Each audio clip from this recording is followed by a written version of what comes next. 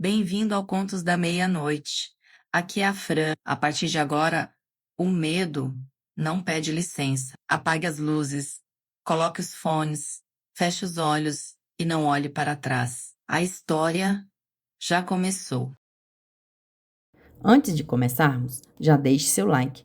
Isso ajuda muito o canal e nos incentiva a continuar trazendo histórias cada vez mais assustadoras. Agora, vamos ao relato. A doutora Viviane Assunção havia desenvolvido ao longo de 16 anos como patologista forense uma filosofia profissional simples e eficaz. Os mortos não mentem. Era a máxima que repetia para estagiários que haviam bordado em Pronto Cruz.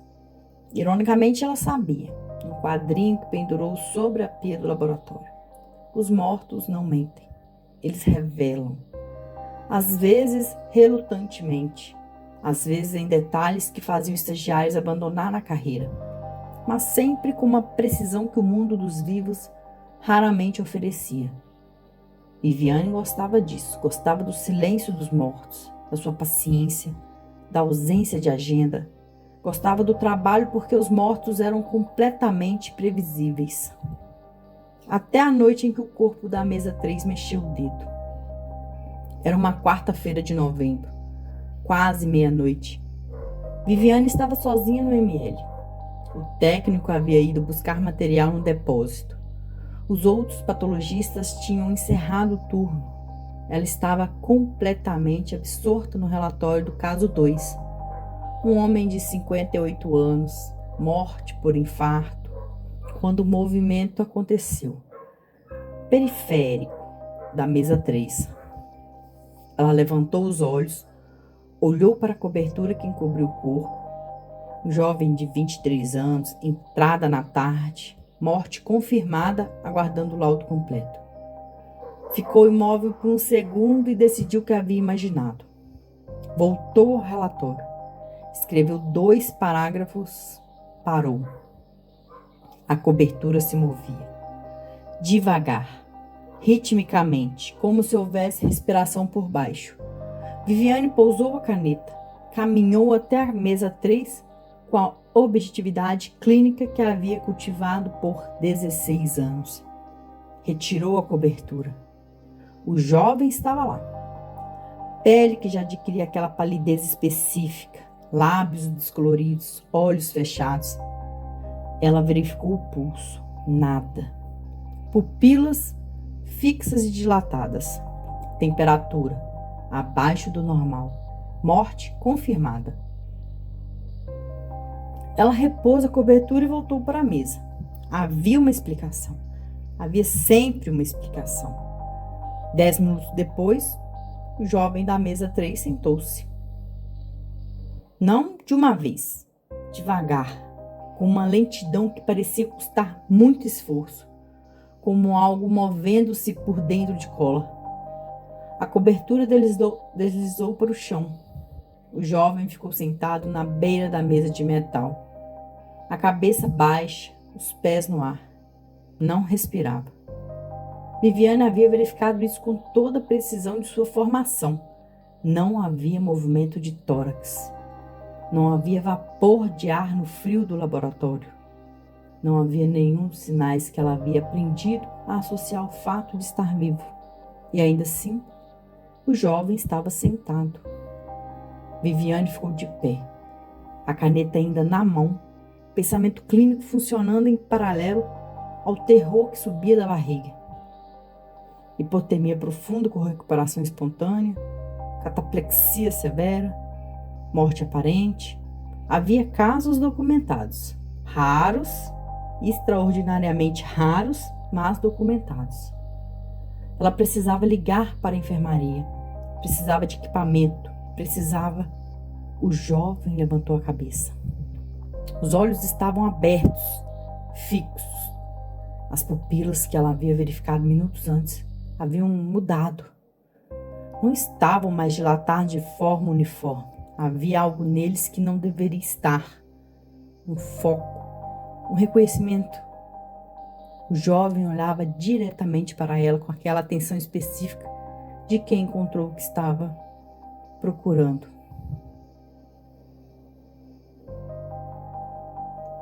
Ele abriu a boca. Nenhum som saiu, mas os lábios se moveram com precisão, formando palavras. Ela leu nos lábios, involuntariamente, com o treinamento de quem já havia trabalhado com testemunhas surdas. Você sabe onde estou? Então o técnico voltou com o material do depósito. A porta do laboratório se abriu com seu barulho característico e o jovem da mesa 3 estava deitado na posição original, coberto, imóvel, morto. Viviane não relatou o incidente. Ela era, acima de tudo, uma cientista.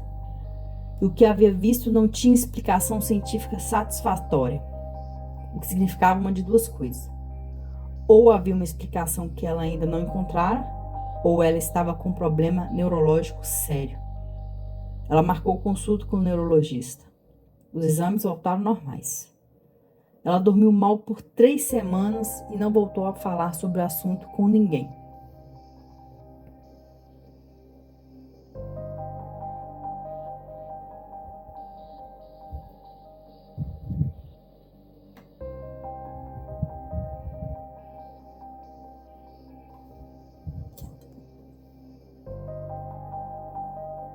Então começou a acontecer com outros, não toda noite, com uma frequência irregular, previsível, que tornava impossível criar padrão ou protocolo.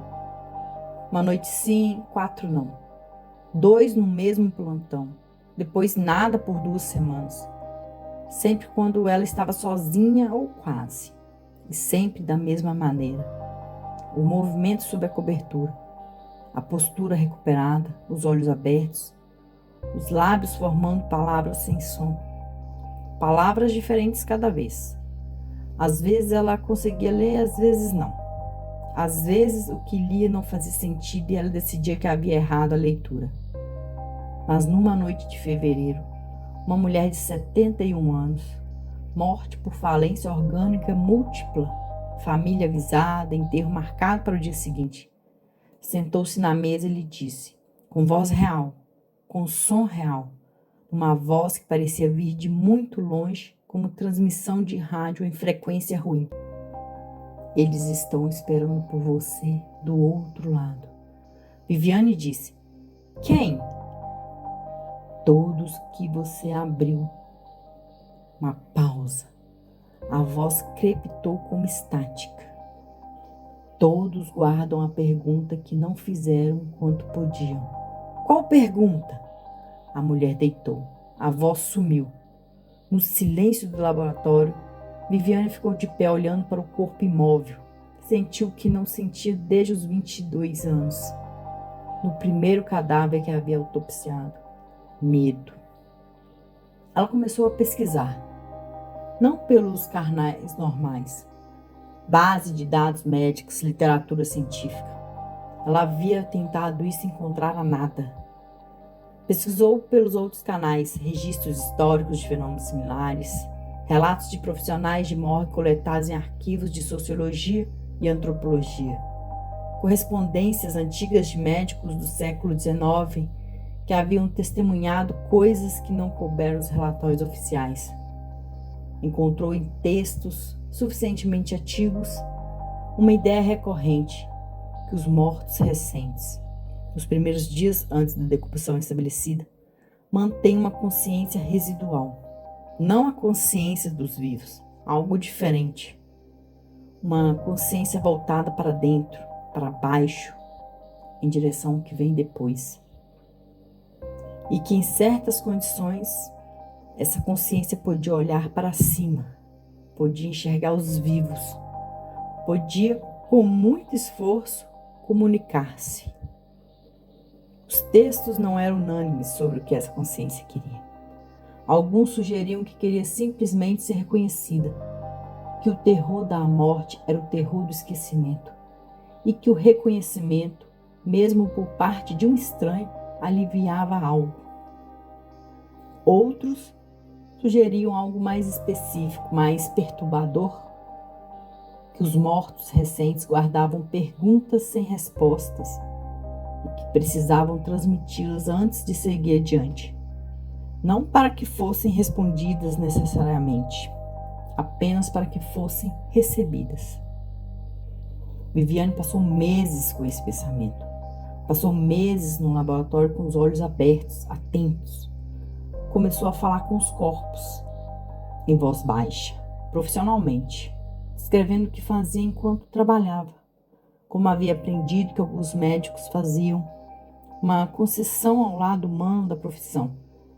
Disseram, ela nunca havia feito isso antes. O número de ocorrências diminuiu. Não parou, mas diminuiu. Como se o reconhecimento fosse suficiente para a maioria. Como se falar com eles, tratá-los como presença e não como material, resolvesse algo que havia ficado pendente. Mas havia exceções. O último caso. O caso que encerrou a carreira de Viviane. Não por aposentadoria, mas por decisão súbita e irrevogável. Foi um homem de 45 anos dado como morto numa noite de julho. Entrada às 22 horas. Morte confirmada por 3 médicos diferentes na emergência. Viviane recebeu o corpo às 11 da noite. Ela estava sozinha. Havia mandado o técnico para casa. Era uma terça-feira quieta, não havia necessidade. Começou o procedimento de rotina, falando em voz baixa como havia desenvolvido o hábito. Descrevendo o que fazia, reconhecendo a presença. O homem estava imóvel. Ela trabalhou por 40 minutos sem incidente. Então, quando ela virou para pegar o instrumento da bandeja, o homem ficou de pé. Não sentado, de pé, ao lado da mesa. Os pés descalços no chão de azulejo frio. A altura inteira dele no laboratório branco. Viviane virou-se e ficou parada. Eles se olharam. O homem estava morto. Ela sabia de todos os modos que sabia reconhecer isso, que estava morto e estava de pé. Dessa vez não havia leitura labial. A voz veio clara, sem estática, como se estivesse na mesma sala, porque estava. Você vai saber, disse o homem. Quando for a sua vez, você vai entender o que eles perguntam. O que eles perguntam? Disse Viviane. Silêncio. O homem olhava para ela com aquele foco que ela já conhecia. O foco de quem encontrou o que procurava. Então disse, com uma paciência absoluta, que era pior do que qualquer urgência. Se alguém vai falar com eles, quando for a vez deles. O homem deitou. O laboratório ficou quieto. Viviane ficou de pé por um tempo que não mediu. Depois foi até a pia. Abriu a torneira, lavou as mãos por muito mais tempo do que o necessário. Olhou para o quadrinho bordado sobre a pia. Os mortos não mentem. Ela pediu demissão na manhã seguinte. No formulário, no campo motivo, escreveu apenas motivo pessoal. Não havia como escrever a verdade. Que 16 anos abrindo corpos, 16 anos de silêncio e objetividade, e a máxima de que os mortos eram previsíveis, haviam culminado nessa descoberta simples e insuportável. Que os mortos não são previsíveis. Que os mortos têm perguntas. Que a pergunta que faziam, a única que importava, era sempre a mesma. E que ela, Viviane, patologista cientista, 16 anos de serviço, não sabia a resposta.